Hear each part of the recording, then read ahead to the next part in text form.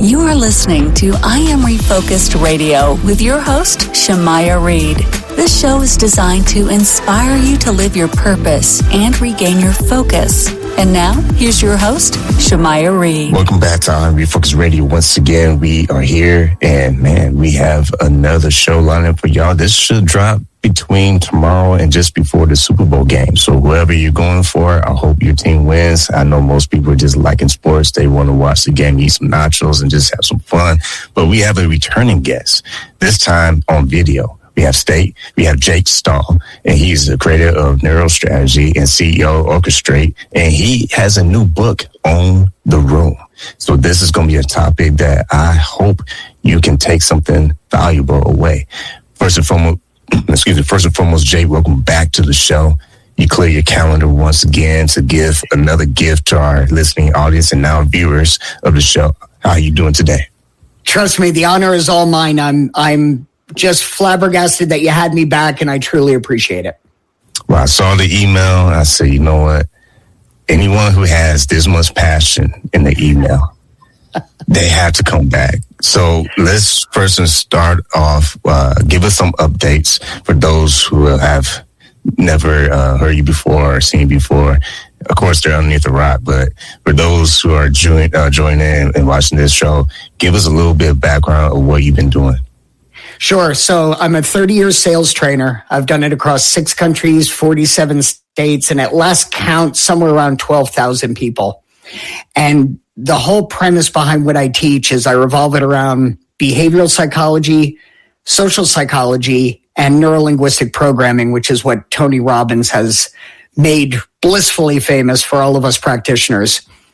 And I started teaching people about how to own the room, talking about presence and signal and what do you trigger in other people. And I've been doing that for the past 13 years. And a little while ago, I thought this would be something I should just put in a book. I should build it out and write it out. And I published it in December, and it did remarkably well. It hit number 1 in 5 categories, and it's been going blockbusters. I've been very fortunate. And we talk about this a lot also on my podcast called Own the Room with Jake Stahl. Well, first, I want to say congratulations on that. That's pretty awesome. And second, that leads perfectly a segue to my first question. You have a bold claim that most leaders lose the room in the first 5 seconds. For our audience, kind of explain what that actually means and what are some ways you try to help them correct that? Sure. So there's been numerous studies done, but I'll just point out one. They did a big study with college students, and they took a group and they put that group in front of a couple of film clips, and they were 2 to 10 seconds of a professor giving a talk, but the sound was off. So all they could do was just see the professor walking around. Then they took a second group of college students, and these were students that had that professor for 6 months and had sat through numerous of their lectures. And they gave both of those groups of college students a questionnaire, asking them to say personality traits that they noticed, and they little, boxes they could check off. And what they found was the people who saw the 2 to 10 second silent clips had almost identical evaluations as the people who had sat with that professor for 6 months. Now think how staggering that is. Those people evaluated somebody in pure silence in 2 to 10 seconds, and it matched the evaluation of people who've been with them for 6 months. That means the brain does something incredible called thin slicing. It looks at you and it makes an assumption about you, and it develops a set of characteristics about you in a frightfully short period of time. And that supports my book, which basically says that you've got 2 to 10 seconds to make an impression, whether you talk or not, so it better be good. And my attestation is that most people lose a room and decisions are made before their first words are spoken. Man, that's powerful because, that's true. You can walk anywhere. You can be at a sports game, you're at the Super Bowl. You can just feel people's energy before they even open their mouth, and kind of touch on that part because body language is very key as well. Yeah, so there are some studies that say that body language is up to 80% of our communication. So if you put that in perspective, think about having a 10-minute phone call with a person that you love, and 8 minutes out of that 10 minutes is pure static. And then they want you to repeat back exactly what they said to you. It's just not possible. So in my book, I talk a lot about how do you read those signals and how do you understand what's taking place in a room that you may not be hearing, but is going to cause you to get ghosted later. So it's not often what we say, it's just how we show up. And speaking of show up, your book pushes how to show up over what to say. What's the simplest way to explain that difference to someone who's always chasing the perfect script? Yeah, and that's a great question because I am adamantly against scripts. But the best way to show up is by anticipating what is going to happen when you walk in that room. And what I mean by that is when we walk into a room, a lot of us get nervous energy and we pace and our breathing shifts and our timing shifts. So a lot of it is how are you preparing to even enter a conversation? And some of the things we talk about is grounding yourself, just feeling the earth under your feet, knowing that you're on solid footing. Box breathing, 4 seconds in, hold for 4 seconds, 4 seconds out, and then hold for 4 seconds out. It does an amazing job of settling your nervous system. So prepping how you show up is as important as what you say when you get into the room. If someone fixes just one thing, like invisible side of influence, if they can just fix one thing, what can they expect might be able to start changing and shifting in just how they experience people's reaction? Yeah, and let me explain that by when you go to a concert. All of us have been to a concert at one point or another.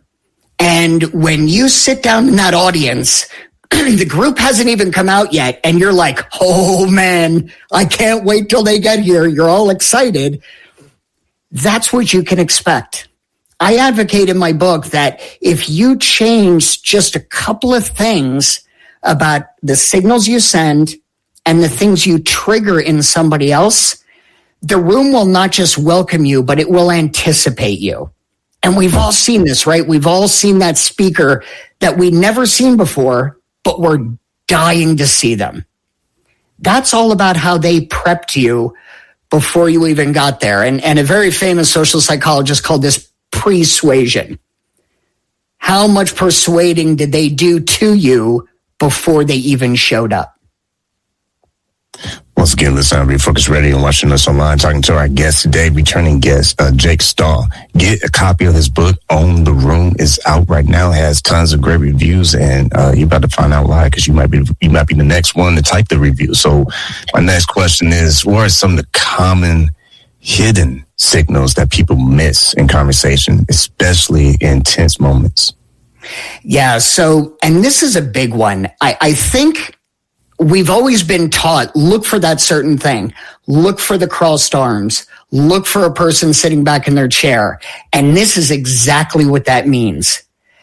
In the book, I talk about kind of unpacking that a little bit. And instead of trying to figure out what it means, just ask. So, you know what, Mr. Prospect, I saw you sit back in your chair. I probably said something that caused that reaction. Let's unpack that together. So it's not that you're a master of body language. It's that you just start to notice those things you didn't notice before. Somebody's tapping a pen. Somebody turns and looks away and they're staring at the door. Somebody gets distracted by a phone. Call it out.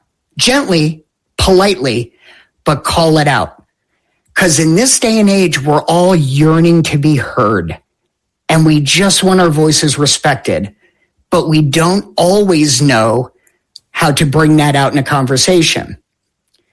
But there's nothing that goes on in our head that our bodies doesn't tell for us. So what I found over the years is if I can call somebody out, hey, listen, I saw you start tapping your pen. Do me a favor. Let's poke holes in my theory together. people are more than willing to jump in.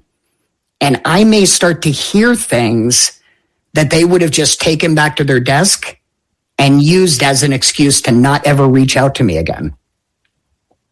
You also show people that you can spot resistance before it surfaces. So what are some early signs of seeing resistance showing up in real time before anyone has that actual official no rejection? Yeah, so they can be the simple things. Any type of body shift, knee shift towards the door, any place the body is pointing, that's where the person wants to be. So if they turn their body and shift and they're pointing towards the door, that's really where they want to be heading. Crossed arms is another big one. It doesn't always mean resistance. It could also mean they're putting a barrier between what you're saying and what they're hearing. Anytime they're distracted, focusing on a cell phone, multitasking, those are other things that could be indicating that you could be losing that moment. But I want to stress again that getting the moment back is remarkably easy. It's just inviting their input, allowing them to speak freely, and then taking the conversation from there. I'm firmly adamant that resistance is just the first line of them wanting to hear more.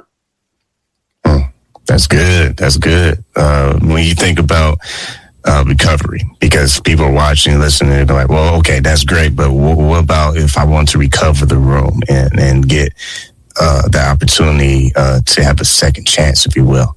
When you realize that you lost the room, what's a real-time reset that one can actually practice to get that attention back from the crowd? Oh, this is so easy. It's be human. You would be amazed at how many times you'll be in a room that you're losing and you can say to them, listen, if we could do a reset, I came in nervous and hyped and full of energy, and this may have started off wrong. So let's just take a step or two back and let's try this again. People genuinely root for you when you're up at the front of a room. You're going to get the people that are knuckleheads that may not, but for the most part, people want you to succeed. And when you show you're human, they can start to relate to you better. Because remember, when you're in front of a room, you have a certain amount of clout, and people can see you as above them, which may already hinder it. And this was supported by an amazing study that they did, that they had a CEO give a talk, and he was a CEO of a Fortune 500, super well-versed, excellent at delivering his message, and people were allowed to watch that talk. The same group then saw another talk by a small business owner nobody had ever heard of, and the small business owner actually spilled coffee on himself as he was walking towards the podium. Overwhelmingly, people preferred the second talk, not because it was better, not because the content was more relevant, but because the person was human. They were just like them. So, want to recover a room? Be human, say what's on your mind, ask for a reset. That's good, because that makes it super clear that, hey, everyone's going to make a mistake. So don't try to be that one person in the room that pretends that they are always perfect, always getting wins. There's going to be days you're going to strike out.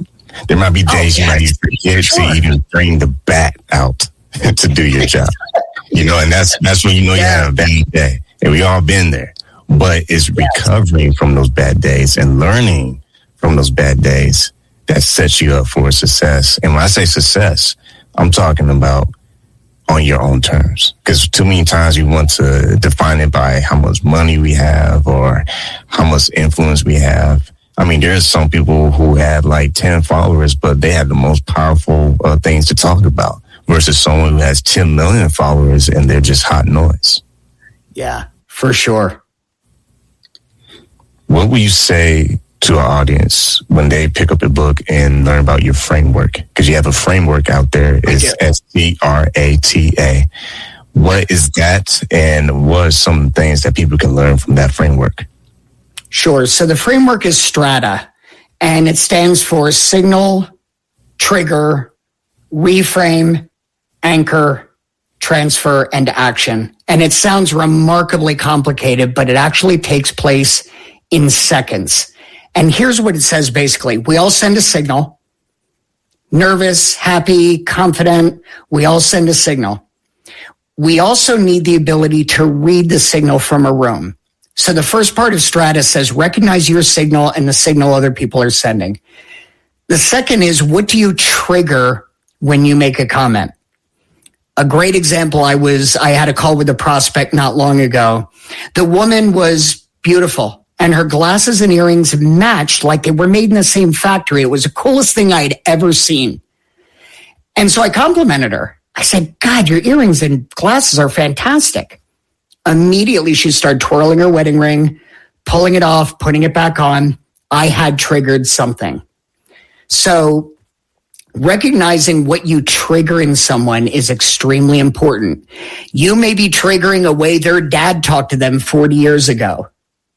There's a lot of things you could be pulling up. So recognizing the trigger is important, and it's easy. It's detailed in the book. The third is reframe. So how do you step back away from what you just triggered? And a reframe is just taking one point of view and offering a different lens. And the best way to illustrate that is a doctor.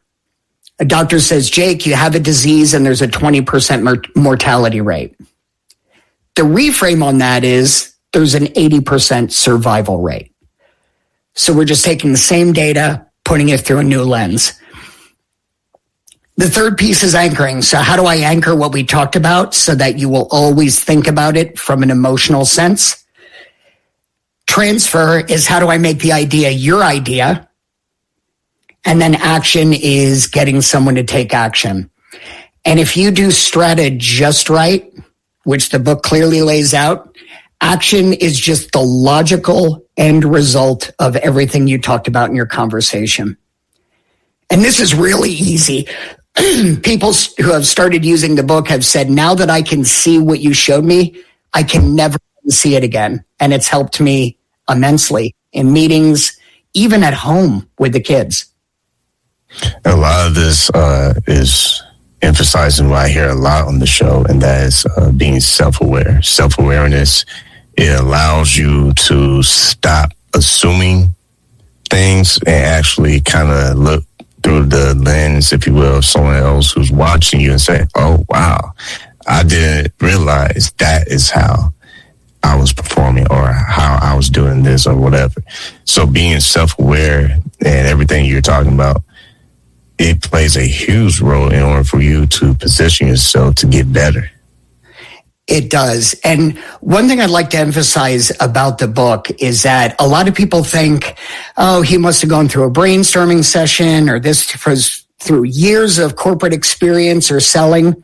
I wrote this book because I was an addict for 2 years. I was hooked on opioids after a third knee surgery. I couldn't get off. I lost my wife, my house, my savings. I lost it all. And I had to figure out a way to get back into rooms I was pushed out of. So STRATA, the process I came up with, was my way of, it was survival. It was how do I get back into the lives of the people I love and back into the business world. And STRATA is what got me back there. Also, when you think about presence, you kind of touched that earlier in the episode, but when you think about the difference between presence and charisma, you also talk about charisma in the book. Yes. What's the difference between the two? So presence is how you show up. Charisma is how people take you. So a lot of people feel that charisma is, yeah, wow, woohoo, let's get going. But charisma is more about how you come across and the signals you put off to other people. So presence is how you are when you get there. Charisma is how you maintain people and maintain their attention. And again, they're both really similar and they're both managed by the signals you put off. But in my mind, they're very different things. Once again, listen on I Am Refocused Radio and watching us online. Make sure you go to IamRefocusedRadio.com, catch all the episodes. But right here, right now, we're talking to our returning guest, Jake Stahl. Get a copy of his book, Own the Room. You can get it right now, so don't waste any time. I mean, come on, Kindle ain't that much. Come on. I love Kindle because it's like when you have a lot of things to do and you have a lot on your list, just get a Kindle version. I mean, come on, like no excuse, guys. Real quick before we move on, I want everyone, like I always ask, please, one little assignment. If you enjoy this podcast, this episode, please share with one person. That's it. I'm not asking you to donate anything, not ask you to do anything. Just share the podcast with one person. It does wonders. So thank you so much for everyone who does that. Back to you, Jake. When you are thinking about how certain behavior can cause people to ghost each other. I mean, we are living in a really cutthroat time. Oh, we are. People will, I don't know you anymore. Kind of touch on how behaviors can trigger those ghosting activities. Yeah, a lot of people don't want to be told things. Remember, we have such an extreme set of biases from us growing up. We're biased towards A, B, and C. We're conditioned to react D, E, and F to those biases. So each time we talk to a person, it's not about the words. It's about how those words make them feel. And the big thing about ghosting is many people feel talked to and they don't feel as though they were involved. I put a quote in the book, and I'm a big believer in this. We don't ever convince anybody of anything. They just eventually decide that it was their idea to begin with. So if I can communicate with anybody in a way that I make them feel that it was their idea, they owned it, they participated in it, their likelihood of ghosting me drops dramatically. Part number 2 is people are getting tired of being asked for things and getting nothing in return. Surveys is a big one. God, how many times do you get asked to fill out a survey in a day? Crazy. It is. And you're using it for marketing. You're using my quotes to sell your product. And yet I gave you valuable time out of my day. So another piece of not being ghosted is be a giver. So give them an article that applies to them. Send them something that they're going to find valuable. Send them a testimonial about your show. So give them something to show that they're valuable. And nobody spells this out better than Bob Berg in his The Go-Giver series. If you haven't read that, it is phenomenal. It talks about giving first and worrying about getting way down the road. So make things feel like it's the other person's idea and be a giver first. And getting ghosted is going to become a thing of the past for you. When you think about when we try to pitch things, let's zoom in on that one even further. That is something that anyone who is trying to build something, they have no choice. They have to pitch something. I mean, if you're starting a show, if you're trying to get on the show, if you're building your business, if you're trying to work up the ladder in corporate, I mean, it involves you have to show up something. What do you have, man? What are your skill sets? What can you contribute to the team? What are you doing that's valuable? Why are you here, right? So my next question for you is, when you think about how we are pitching ourselves versus the presence that we have with others, what are some things we can do to better showcase our pitch? Because we can say one thing, but if it's not matching our presence, then they're going to spot that out pretty quickly. So I'm going to give you 3 big things that you can do. Literally right after this show, you can do them. All right. So the first one is pitch to a pain point. I get my clients all the time saying, Jake, help me with my elevator pitch. Help me with my elevator prop. The best thing I can say about this is don't do it first. We want to get on the phone and we want to go, hey, I can do A, B, C, D, and E for you. Or we want to send a DM on LinkedIn and say, hey, I have 1,000,000 years experience and here's what I can do for you. Many people don't just say, so before we get started, what are the things that keep you up at night right now?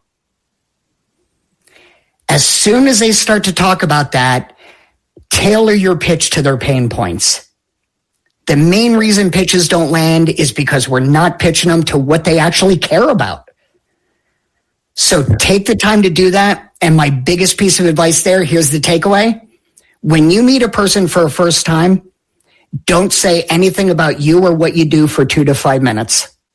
Just ask questions. Resist the urge to talk you. So that's number 1. Number 2, this is going to sound really silly, but use the word because as often as you can. They did a huge study in a New York City public library called the Xerox study. And they asked interns to butt in line at the Xerox machine to make copies. As you can probably imagine, New Yorkers weren't thrilled about getting butted in line.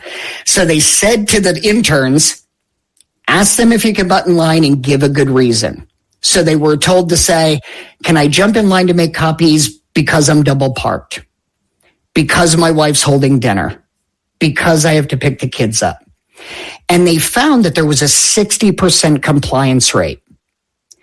Now, to me, that's not even remarkably impressive. Not even a little, because people are human. You give them a good reason, they'll probably let you in. But then they stepped it up and they said, jump in line, ask to make copies, but give them a nonsense reason. So they said, can I jump in line to make copies because I need to make copies? Dumb, right? Yeah. And yet they still had almost a 60% compliance rate. So the psychologists deduced that we're raised this way. You know, Dad, why is the sky blue? Mom, why don't fish drown? We're raised in a society of cause and effect. So if we hear the word because, we assume there's a good reason, so we just do it. So when you're pitching your services, always tell somebody why they should use you. You should use me because. That can increase your success rate by up to 60%. That's great wisdom right there, because I'm using your tool. This is why this show was made. This show was made to showcase people like our guest, Jake, to share not only his story, but his actual experiences. Because without experiences, there's really no story. There's nothing to talk about. There's no funny moments. There's no hardship. And people don't go for that. I mean, if you look at any major YouTuber on YouTube, what's one thing they always talking about? Stories. They always are talking about stories, whether it's something with entertainment or if it's something profound, whatever it is, it's some kind of story. That's why we like songs. That's why we like music. That's why we like sports. Everything that you like that involves action or excitement, some shape or form, there's a story behind it. Can I share one more? I can give your audience one more. Yeah. Differentiate between nouns and verbs. I know this sounds silly, but this is so important. So you hear the phrase, I love dogs versus I am a dog lover. The second one sounds like it's more, oh my God, he's always loved dogs. He will always love dogs. But instead of the verb, I love dogs, I'm a dog lover, makes sense. So if you're a marketer, you don't want to say, I do marketing. You want to say, I'm a marketing professional. And they actually bared this out in studies with a kindergarten group where they told the kids to clean up their toys. And as you can probably guess, it didn't work well.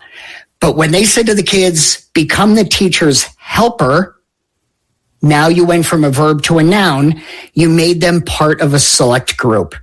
They wanted to help. They went home at night and they said, I'm really excited. I'm a teacher's helper now. They did this with a voting block out west. Instead of saying to them, get out to vote, they said, do your civic responsibility and become a voter. It increased the response rate by 20%. So I don't paint, I'm a painter.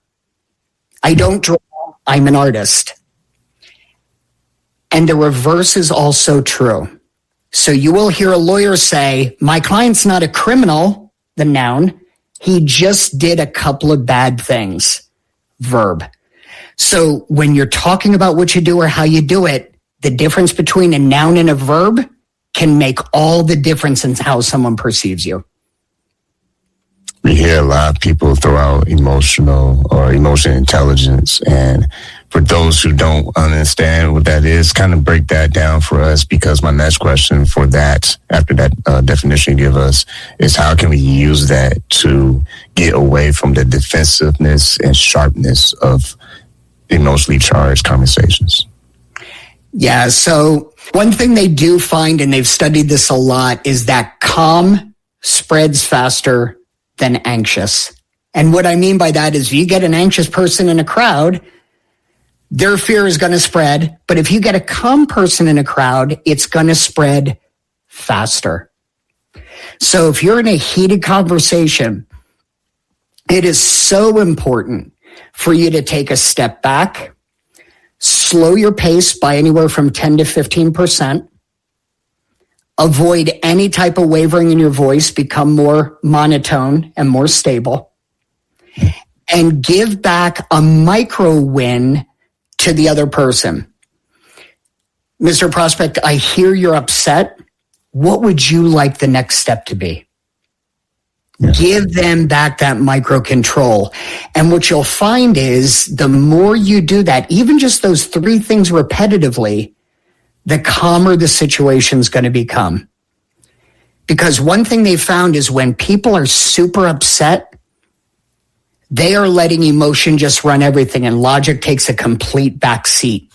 So when you start to let that emotion calm down and logic come creeping back in, the conversation gets much better. So those 3 things, slow your pace, go more monotone, give the other person micro wins, is going to help reduce a confrontation quickly and a lot of times easily. One thing, not to add something to your sauce there, but one thing I'll do is snap a picture of your sauce as a compliment. Is another way to think of this too is if you have hot coffee or hot soup, what's one thing you want to do, right? You want to be careful.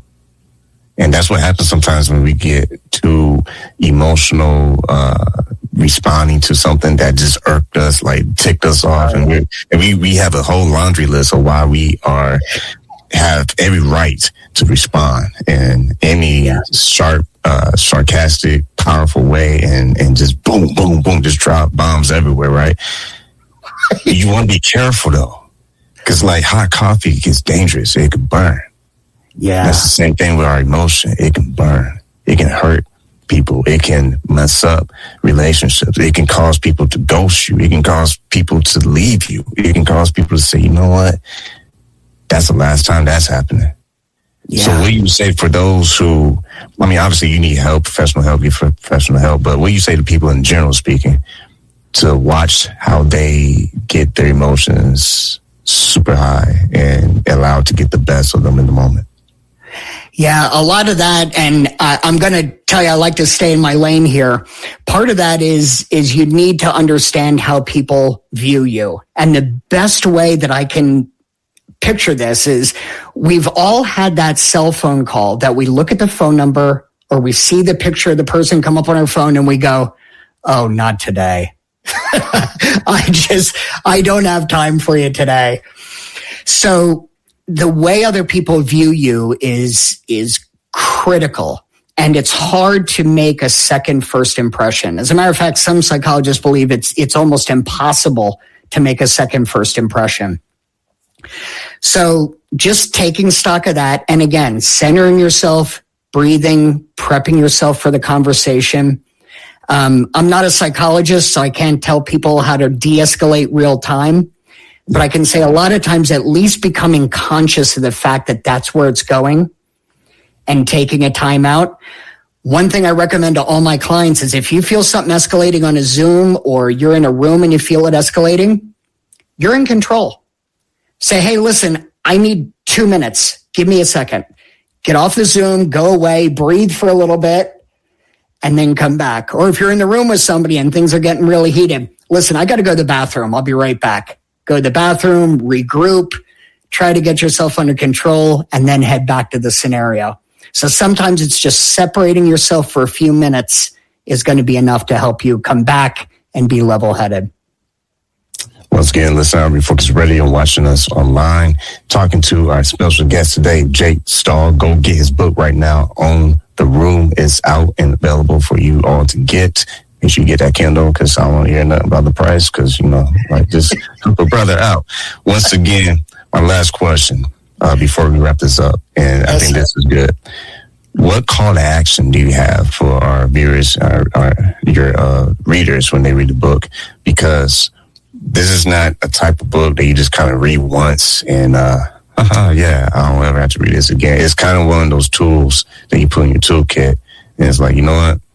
I might need a refresher down the road, because this is something that is like a guiding system to help me not just get better at what I'm doing, but to understand how I'm evolving with this process. Yeah, my piece of advice, or the thing I say to people in the book, is that you don't actually start to sell your point of view or start to sell yourself or your idea or your product until the last two letters, transfer and action. STRA, the first several letters, is all you listening. It's just taking everything in. It's understanding the room and the people around you. So I know people have heard this a million times before, but let me be the million and first to say it.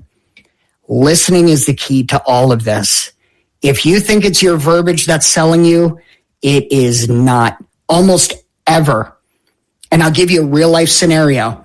I had a prospect come to me probably about a year ago, and we got on the phone, and for half an hour, all she did was talk about herself and everything about her. I think if I spoke about a minute or a minute and a half, that probably would be overselling how much I talked. So I got off the phone, and my wife said, how'd it go? And I said, there's no way she's going to become a client, because she doesn't even know what I do. About 40 minutes later, I get an email from her, and it said, I just want you to know it wasn't lost on me that all you did was listen. When can we get started? Wow. It's a huge lesson that listening is everything.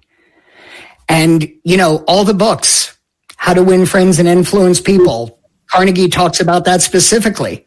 Yeah. One person said he was the most amazing conversationalist he was ever with, and he said, I don't think I said 5 words. So the takeaway from the book is listen to what's being said and not being said, and you will be thoroughly equipped to own that room. Well, once again, listening to I Am Refocused Radio and watching us online, talking to Jake Stahl. Get a copy of the book. Everything will be in the show notes. So I'm going to have some fingers pointing like, don't miss this, don't miss this. But last and not least, I want you all who are watching and listening, I want to say thank you. All right. Thank you so much for supporting not just this platform, but most importantly, supporting the guests that are on the show, because when you have value, trust me, people need it. So my words of wisdom for everyone watching and listening is, hey, reminder, you have something to offer too. Whatever you're hearing from Jake or any other person that comes on this show, like he said, transformation and action. If you don't act, we don't move, then what are you doing? Imagine if I stay in the barbershop, we'll be on the 12th floor right now doing this show. All that took action.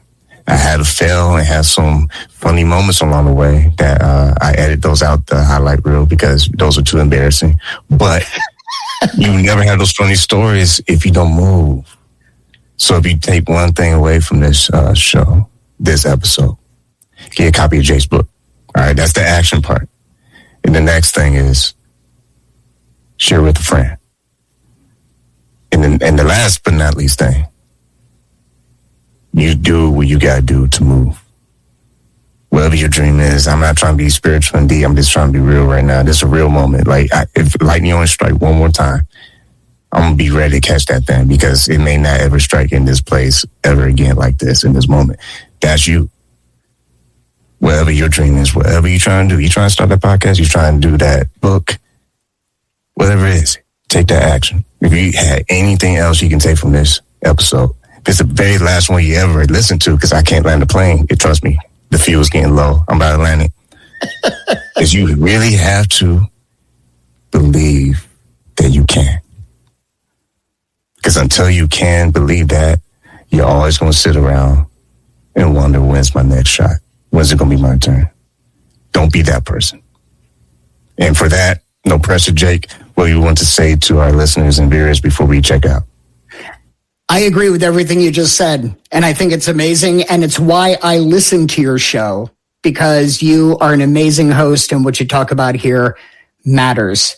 And listen, if me, a former addict, can come out and do a book and start a business, anybody can do anything. Just grab onto it, run, and buy the book, because STRATA will help you get to wherever you want to go.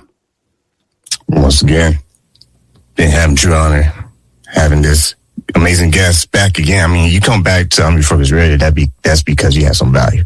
Trust me, I would never answer the email. I said, oh, you talking about that phone call? Yeah, there's some emails too that come in the inbox, and sometimes you're like, nah, who is this? Who is this? No, but when I saw your name, I was like, oh shoot, let me read this. Yeah, and that's powerful, because if you ever want to be valuable, it's just like the client you talk about where she talked 10,000 words and you only spoke maybe 3 words, but she emailed you back.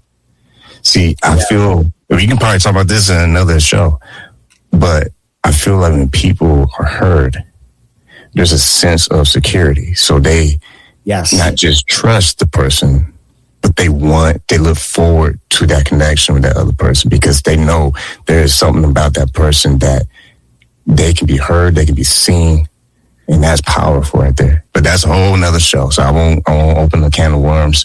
But quick last thing, if you want to stay in touch with you, what's the best website or best social media platform they can watch your work? Yeah, so they can follow me as Own the Room with Jake Stahl on YouTube, TikTok, and Instagram. You can listen to my podcast, Own the Room with Jake Stahl. It's on Spotify and Apple and anywhere you listen to podcasts. And if you want to reach me, my website is thejakestahl.com. And you can also catch me on LinkedIn. There's a million Jake Stahls on LinkedIn, but I am the CEO of Orchestrate, so you can find me that way. And if you're watching me, I'm the only Jake Stahl that looks like me. I was going to say, you're not Jake from State Farm? Oh, my God. I hear that at least once a day. Yeah, well, we'll leave that there. But once again, get a copy of Jake's book, Own the Room. Everything's going to be in the show notes. Like always, sir, I want to say thank you for your time. Thank you.